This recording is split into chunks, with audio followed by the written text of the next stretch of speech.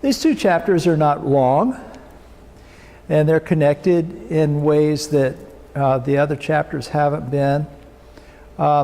There's not a lot here in terms of content. They're not big chapters in terms of length, but there's quite a bit there in terms of importance. So if you haven't read them already, I hope you'll read them for yourself. So chapter 15 is entitled Emerging from the Earth. And in this chapter, there are an assembly of Bodhisattvas. Bodhisattvas are Buddhas to be, and they've come from other worlds to meet with Sakyamuni Buddha. And they offer to take on the task of teaching the Dharma, the Lotus Sutra Dharma, after the Buddha passes away. And the Buddha responds that that won't be necessary. He says there are many Bodhisattvas in the world, in this Saha world of impermanence and suffering, to take on this task. And as he's speaking, as he's saying this, the earth begins to tremble and it splits open. And countless Bodhisattvas, each with their own retinue of followers, begins to emerge from the earth.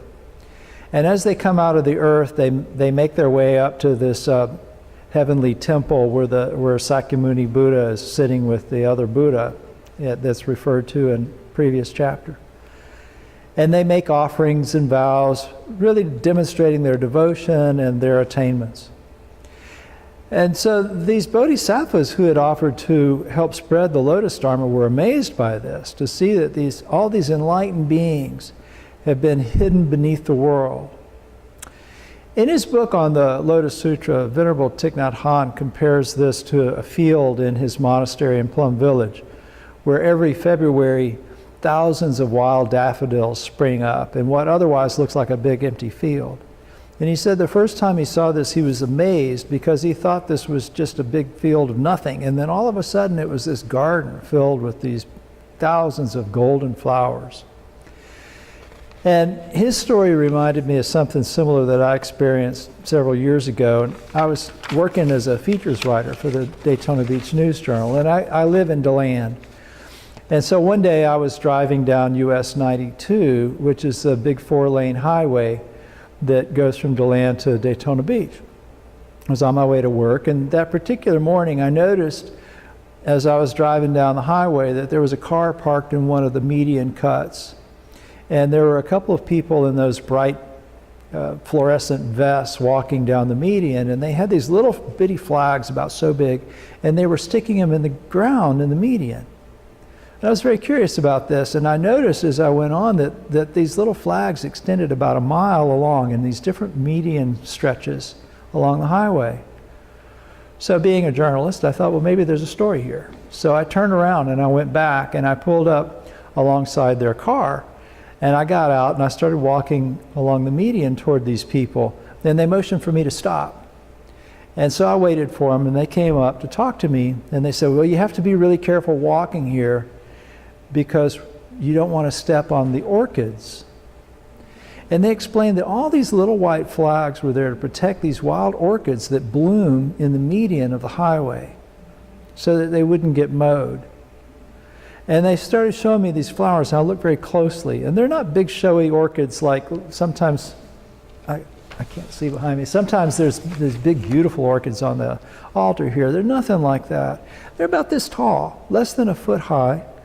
And they have these sort of rusty reddish spikes. But they're very, very rare. They're very precious. And they're really prized by people who are interested in orchids and in wildflowers and those kinds of things. And most of the year you can't see them. They're mainly a big root system, so they're underground where you can't see them. But for a few weeks in the spring, they come up and they bloom. And so most people have no idea they exist. Thousands of vehicles pass by them every day, but most people don't notice them. And they're sort of like bodhisattvas in that way. Most people don't notice bodhisattvas because we're real wrapped up in whatever we think is important at the moment. But when we start to look more closely, we realize that there are many of these rare occurrences. Not too far down the road from where these orchids were, there's a business along the highway, and the owner had put out a sign saying that the government hadn't built his business, that he had built his business. And so, I understand that. He probably didn't like paying taxes and didn't like government regulations and all of that. And he had worked hard to build his business, but I noticed his business is on a federal highway. And there's all these people driving by, and they're all obeying regulations and stuff like that so that customers and suppliers can get to his business. So he was very focused on what he was doing and overlooking all the support that he got from the rest of society. We're all like that to some extent, but if we pay attention, we start to see that there are these things that support us. And most of them are not particularly rare, like those orchids. They're quite abundant, but to notice them is rare. It's very easy to focus on ourself, on what we think of as us and ours, and to miss the ways that we're connected to these bodhisattvas that help us to fulfill our life purpose.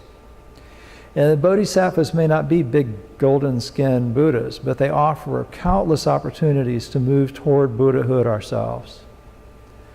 So let me get back to the Lotus Sutra. So when he saw these bodhisattvas coming up out of the earth, the future Buddha, Maitreya, was very impressed by the magnitude of what Sakyamuni Buddha had done in personally instructing all these beings and helping them become enlightened. And then it occurred to him, it takes a long time and a lot of practice to reach the level of spiritual accomplishment that a bodhisattva has attained. And he's looking at Sakyamuni in terms of the historical Buddha, the human being, flesh and blood, that was, born and lived about 35 years and then got enlightened and continued teaching for another 45. And yet there's all these bodhisattvas that he says he instructed, and it just doesn't make any logical sense. And he says, this doesn't make any sense. It would be like an old man pointing to a young man and saying, "This is my father." So it'd be about like me pointing at that young man back there by the door and saying, "Hi, Dad." You'd think I'd lost my mind, right? So he's pointing out to the Buddha, this is very difficult for him to believe. And the Buddha, and he says, how can this be? And so the Buddha says, let me explain. And so chapter 16 is all about the explanation to this. It's called Lifespan of the Tathagata, the Thus Come One. And he explains that while he goes in and out of the world in human form to bring the Dharma to beings in the world, Buddha is actually eternal. Enlightenment and the possibility of awakening is actually eternal. I want to read a couple of passages where he explains this. He says, in order to save living beings, as an expedient means I appear to enter nirvana. In other words, to leave the cycle of birth and death. And he says, but in truth, I do not pass into extinction. I'm always here preaching the law. I'm always here, but through my transcendental powers, I make it so that living beings in their befuddlement do not see me even when close by. Kind of like all those trucks and cars that pass down the highway, go right by those orchids and have no idea that they're there. Living beings tend to not notice this ground of Buddhahood that is available to us. He says, when I look at living beings and I see them drowning in a sea of suffering, I do not show myself causing them to thirst for me. And then when their minds are filled with yearning, at last I appear to preach the law.